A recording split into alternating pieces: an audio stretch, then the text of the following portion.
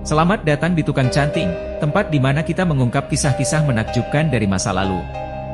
Hari ini, kita akan melakukan perjalanan waktu untuk menyelami sejarah yang penuh misteri dan intrik. Dari kerajaan kuno hingga revolusi besar, mari kita bersama-sama mengeksplorasi peristiwa-peristiwa yang membentuk dunia kita saat ini. Jadi, siapkan diri Anda untuk sebuah petualangan epik melalui lorong-lorong waktu. Jangan lupa untuk like, subscribe, dan nyalakan lonceng notifikasi agar Anda tidak ketinggalan kisah menarik lainnya. Mari kita mulai perjalanan kita sekarang.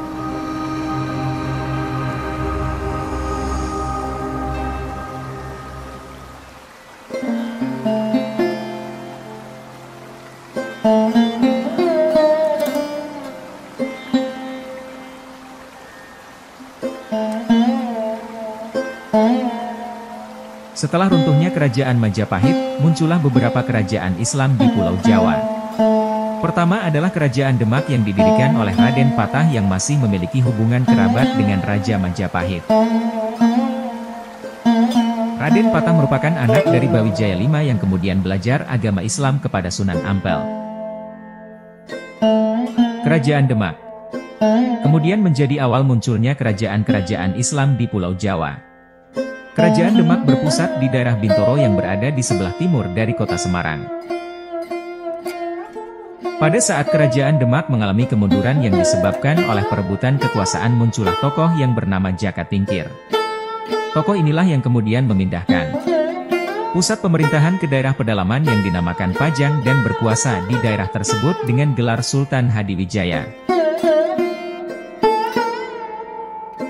Kerajaan Pajang memiliki daerah kekuasaan yang cukup luas, diantaranya adalah wilayah Desa Mataram yang berada di wilayah hutan Mentaok atau sebelah barat Pajang. Kerajaan Mataram Islam merupakan kerajaan yang berdiri setelah kerajaan Pajang runtuh. Seiring berjalannya waktu dan berkembangnya kerajaan Mataram Islam, maka kerajaan Pajang yang semula berkuasa atas wilayah Mataram Islam terjadi sebaliknya, Pajang kemudian menjadi wilayah bawahan dari kerajaan Mataram Islam. Situasi yang drastis ini tentu menimbulkan pro dan kontra di antara para penguasa Pajang dan rakyatnya. Pada masa kerajaan Mataram Islam sedang giat melakukan pembangunan fisik keraton, banyak terlihat adanya orang Pajang di pusat kota Mataram Islam. Hal ini cukup menarik sehingga muncul permasalahan berupa bagaimana sejarah dan latar belakang keberadaan orang-orang Pajang di kerajaan Mataram Islam. Kemudian seperti apakah sejarah keberadaan orang Pajang di wilayah kerajaan Mataram Islam serta latar belakang keberadaan mereka di pusat pemerintahan kerajaan Mataram Islam baik secara politik maupun ekonomi. Nama Pajang telah dikenal sejak zaman kerajaan Majapahit. Dalam Nagara Kretagama disebutkan bahwa salah satu adik perempuan Hayam Wuruk yang bernama Dyah Nertaja menjabat sebagai penguasa di wilayah Pajang dengan gelar Batara Pajang atau disebut pula dengan Bere Pajang. Pajang merupakan daerah kesultanan yang berada di bawah kekuasaan kerajaan Demak. Jaka Tingkir, kadang-kadang juga ditulis Joko Tingkir, adalah pendiri sekaligus raja pertama Kesultanan Pajang yang memerintah tahun 1549 hingga 1582, bergelar Sultan Adiwijaya. Pada perkembangan selanjutnya Kesultanan Pajang berkembang dengan pesat dan wilayah Demak semakin mengalami kemunduran yang disebabkan oleh adanya perebutan kekuasaan. Wilayah Demak kemudian merosot statusnya menjadi kota kabupaten yang dipimpin oleh salah seorang kerabat raja. Kerajaan Mataram Islam dirintis oleh Ki Ageng Pemanahan yang mendapat hadiah dari Sultan Pajang berupa hutan Mentaok atas jasanya dalam menumpas pemberontakan Arya Penangsang dari Jipang Panolang. Ki Ageng Pemanahan berhasil membangun hutan Mentaok menjadi desa yang makmur.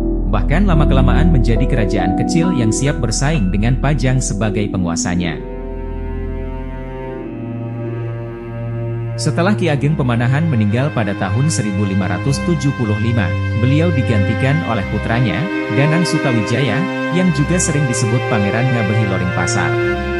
Pada tahun 1582 meletus Perang Pajang dan Mataram. Hal ini disebabkan oleh karena Sutawijaya membela adik iparnya, yaitu Tumenggung Mayang, yang dihukum buang ke Semarang oleh Sultan Hadiwijaya. Perang itu dimenangkan pihak Mataram meskipun pasukan Pajang jumlahnya lebih besar. Kekalahan ini disebabkan karena Gunung Merapi meletus dan mengakibatkan tentara Pajang yang sedang melintas di daerah Prambanan banyak yang menjadi korban.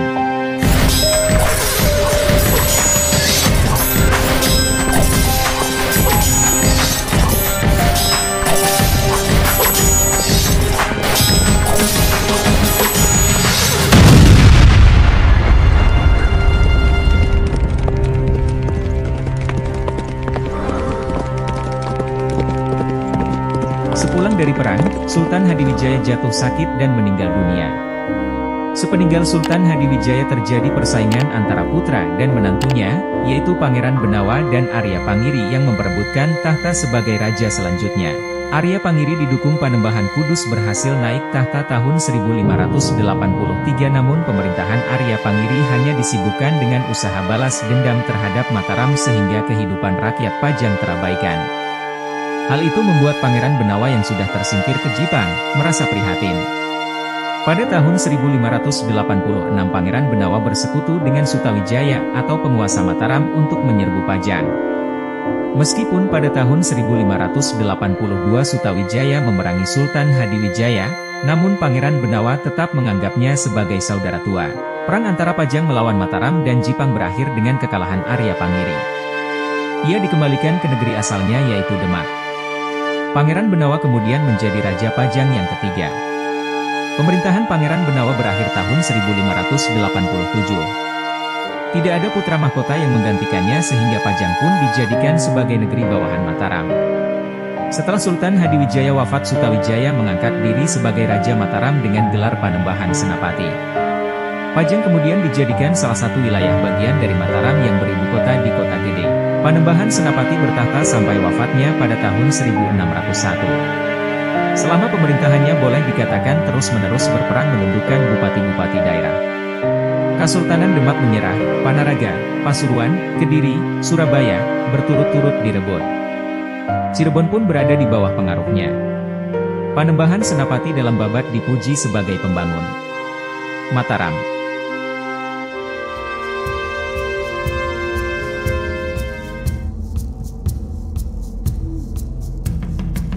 Panembahan Senapati digantikan oleh putranya yaitu Mas Jolang, yang bertahta tahun 1601 hingga 1613. Mas Jolang lebih dikenal dengan sebutan Panembahan Sedak Rapiak. Panembahan Sedak Rapiak hanya memerintah selama 12 tahun, ia meninggal ketika sedang berburu di hutan Kerapiak. Selanjutnya bertahtalah Mas Rangsang, yang bergelar Sultan Agung Hanyakrakusuma. Di bawah pemerintahannya Mataram mengalami masa kejayaan. Ibu kota kerajaan Kota Gede dipindahkan ke Keraton Kerto. Sultan Agung merupakan raja yang menyadari pentingnya kesatuan di seluruh tanah Jawa. Daerah pesisir seperti Surabaya dan Madura ditaklukkan supaya kelak tidak membahayakan kedudukan Mataram. Ia pun merupakan penguasa lokal pertama yang secara besar-besaran dan teratur mengadakan peperangan dengan Belanda yang hadir lewat kongsi dagang VOC. Kekuasaan Mataram pada waktu itu meliputi hampir seluruh Jawa, dari Pasuruan sampai Cirebon. Sementara itu VOC telah menguasai beberapa wilayah seperti di Batavia dan di Indonesia bagian timur.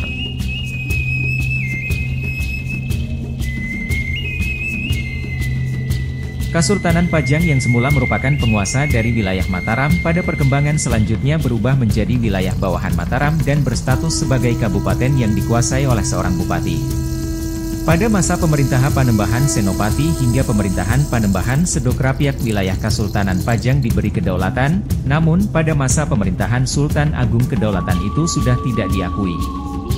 Hal ini memicu ketidakpuasan pada penguasa Pajang sehingga terjadilah pemberontakan yang dipimpin oleh Adipati Pajang. Menyebutkan bahwa pada tahun 1618 pemberontakan orang-orang Pajang berhasil ditumpas. Pemberontakan oleh Pajang terjadi pada tahun 1617. Peperangan Mataram terhadap pemberontakan Pajang ini telah mengakibatkan dampak yang luas. Salah satu dampak langsung yang dialami oleh penduduk adalah dampak kelaparan karena beras menjadi langka dan harganya pun sangat mahal. Hal ini banyak mengakibatkan penduduk mati kelaparan. Hagiman dalam Draaf 1986 menyatakan bahwa Sultan Agung merusak kota Pajang sehingga tidak lagi tersisa bekas-bekasnya. Dan di tempat tersebut kemudian menjadi hutan yang disebut dengan Hutan Wanakarta. Pada saat Pajang hampir lenyap, Raja Mataram justru mulai membangun istana baru yaitu Keraton Kerto. Informasi ini sesuai dengan Babat Momana yang menyebutkan bahwa pada tahun 1617, Sultan Agung sudah mulai mempersiapkan lahan untuk pembangunan istana barunya dan pada tahun 1618 istana baru tersebut sudah mulai ditempati.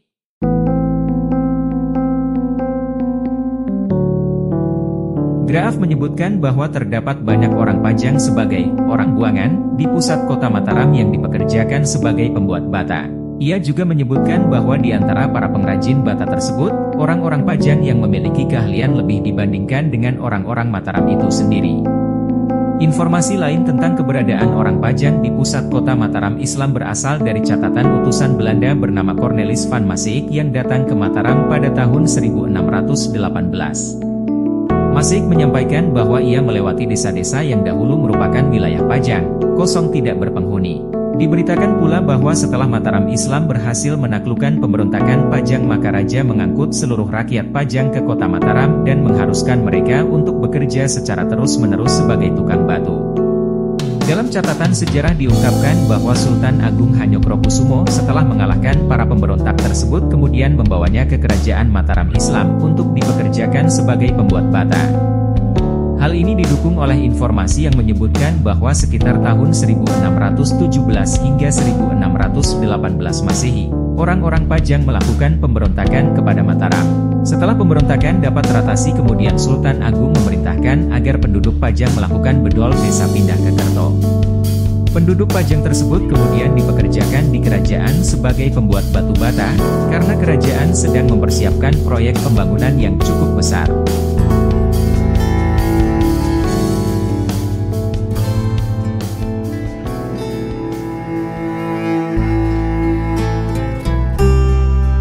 Keberadaan orang-orang Pajang ini yang dipindahkan secara paksa oleh penguasa Mataram saat itu dapat dilihat memiliki beberapa indikasi, merupakan salah satu strategi politik kerajaan Mataram Islam untuk meredam pemberontakan yang dilakukan oleh rakyat Pajang yang tidak rela dikuasai oleh kerajaan Mataram. Upaya pemindahan paksa terhadap rakyat Pajang ini selain dapat mengurangi konsentrasi penduduk di wilayah Pajang juga secara psikologis orang-orang Pajang berpengaruh karena mereka berada di wilayah asing, yang bukan kampung halaman mereka. Selanjutnya adalah kerajaan sedang membutuhkan banyak tenaga kerja dalam rangka pembangunan komplek istana baru yaitu Keraton Kerto. Sehingga keberadaan orang-orang Pajang sebagai tawanan merupakan tenaga kerja yang dapat dimanfaatkan sebagai pembuat bata. Strategi ini mirip dengan yang dilakukan oleh Belanda terhadap rakyat Indonesia. Sultan Agung juga diberitakan telah menghancurkan pusat pemerintahan kerajaan Pajang yang terletak di daerah sekitar Boyolali. Hal ini dimaksudkan untuk menumpas pemberontak yang akan merongrong kekuasaan kerajaan Mataram Islam, sehingga sampai saat ini tinggalan yang berkaitan dengan kerajaan Pajang sulit ditemukan.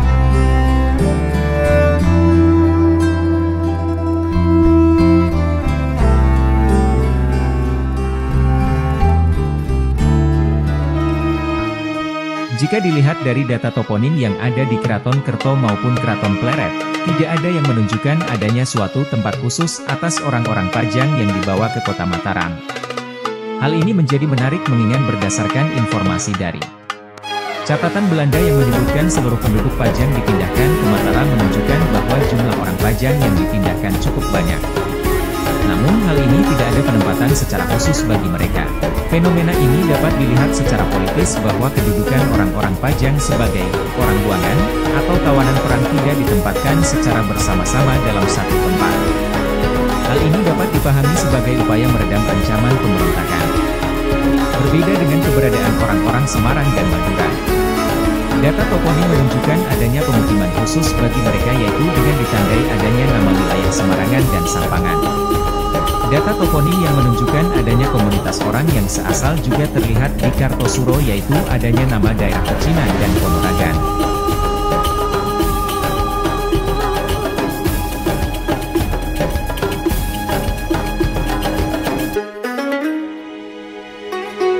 Terima kasih telah mengikuti perjalanan sejarah kita hari ini. Semoga Anda menikmati kisah-kisah menarik dari masa lalu yang telah kita bahas. Jangan lupa untuk meninggalkan komentar tentang topik sejarah apa yang ingin Anda pelajari selanjutnya. Jangan lupa juga untuk like video ini jika Anda menyukainya, subscribe untuk konten-konten menarik lainnya, dan nyalakan lonceng notifikasi agar Anda tidak ketinggalan episode terbaru dari kami. Sampai jumpa di video berikutnya.